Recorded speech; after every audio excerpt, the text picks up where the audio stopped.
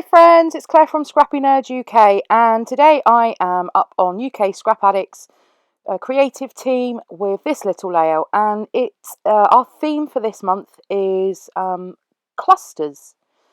So I'm going to do something a little bit different to show you how you can build a cluster and then add it to your layout afterwards. So you could sort of do this in advance and then add it to your layout. So I'm just starting with this wood grain paper from the Gather collection, and this is the collection that I've chosen to use on this occasion. And so I'm just going to use this underneath my trusted white cardstock. I love working on a white background. I love keeping it neutral and very clean, but sometimes it just needs something around the edge. And I'm using this pink floral paper from the Gather collection, and I've cut just I think it was a 4-inch strip, and I'm going to lay that almost centrally, horizontally across the page, and I've cut out all the boring bits of getting it stuck down. So as I normally do with a lot of my photos, I am going to back it on some white cardstock. I love the look of the white edge around, and I get my photos printed without borders. That might be something that I change in future to put a white border, save myself some money on the white cardstock. So I'm just going through the 6x6 pad, and I have some of these offcuts from previous projects, and I've just pulled out some of there's a white paper with some really muted florals on, and also this teal colour paper as well. And that's pretty much it in terms of the layers that I'm going to do behind the photo, because again, like I said, I wanted to keep it nice and clean, very simple. And I do apologise about the lighting in this video, because I did film this when it was quite grey and drab outside, and my studio lights don't seem to have really helped much, to be honest, so apologies for that. So next I just grabbed the stamps from the collection as well, and I stamped out one of the a couple of the floral wreaths, and I fussy cut those out off screen, and I also stamped one of the little ballerinas as well, and also fussy cut that out. And these are all going to form elements of my cluster. So when I say you can make a cluster and then add it to your layout, the best way to do this is with a tag. So I just pulled out a couple of tags from the ephemera pack, and I'm sort of toying up whether I want to use the black and white plaid one or this green plaid one. And I decided, because there's the teal paper behind the photo, I went with that, and because most of the elements in this are black, I think there'd just be too much black. So I grabbed this floral from the ephemera pack, and I'm just lying the two floral pieces underneath the two wreath pieces, should I say, underneath the rose ephemera piece. I'm just going to stick those down with some wet glue. I'm just going to pull that flower back in just to check the positioning every time before I stick something down. And I'm quite happy with how this one turned out.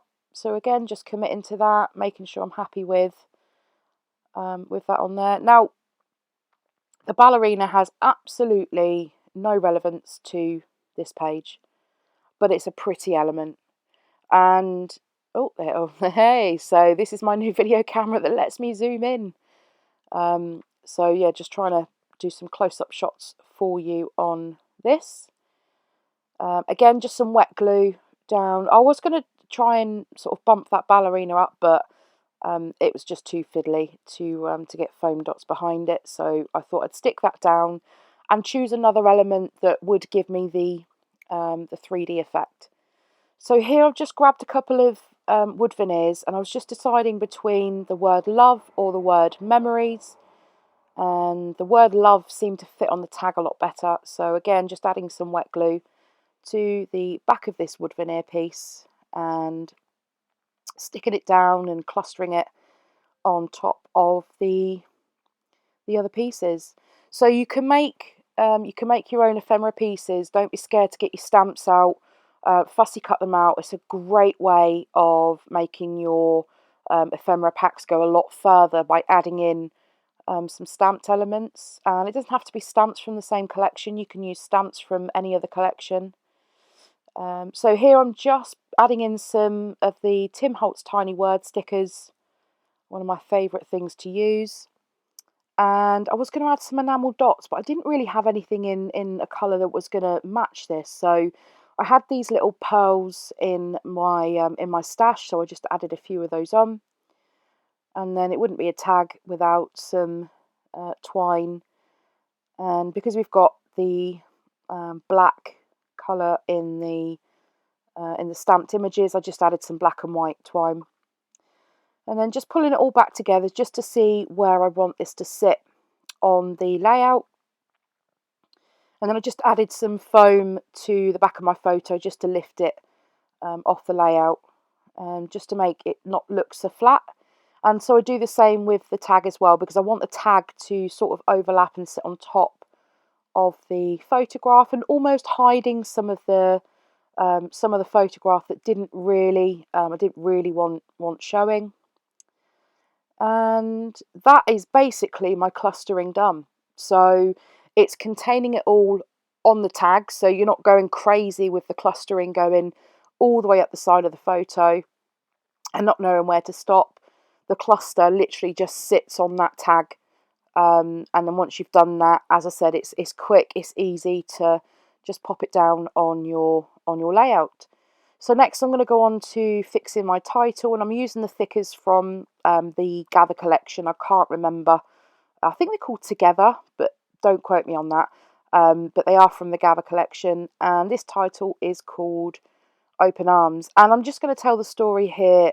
This photograph is of my husband's, one of my husband's cousins, and it has no relevance to the photo, but because it's the photograph of my husband's cousin, I'm just going to tell a very brief story about when we first met, how I was made to feel like a member of the family straight away. And yeah, I just felt it was an important story to tell in my scrapbooks. And I'm sort of looking at the layout here, deciding where I want to put the journaling, because there's a few places on here that would fit quite nicely. And I thought I normally do like a little block. If I'm going to journal, I do a little block all together with multiple lines. But on this occasion, I just decided, I'd sort of toyed it up there as well, and it didn't quite work. And I thought I would just run the journaling along the line underneath the underneath, I can't even speak today, underneath the strip of paper. And I won't bore you too much with with all the journaling that's going on. So yeah, in terms of clustering, the other ladies are all covering the same theme this month, as we do every month. And if you're watching this video actually on my ScrappyNerdUK channel, then be sure to head over to UK Scrap Addicts, the YouTube channel, which is in the link down below for you, and also our blog and Instagram. There's tons of inspiration over there for you to keep you going. So if you do struggle with clustering, then don't be scared. There's loads of help out there for you with the UK Scrap Addicts team. And yeah, just to finish this off, I just felt it looked a bit empty. So I've just grabbed in some more Tim Holtz tiny word stickers, stuff that was really relevant to the story that I was trying to tell. And I just used some of the longer ones as well. So I popped a couple of those to the top left of the photo, and one to the bottom right just underneath the journaling. And this is pretty much my layout done. So thank you very much for watching, and if you like the video, then please give it a thumbs up, and as I said, make sure you head over and support some of the other girls on the team. And I'll see you all next month on the UK Scrap Addicts channel. And here's a close-up for you. We'll see you all really soon. Bye!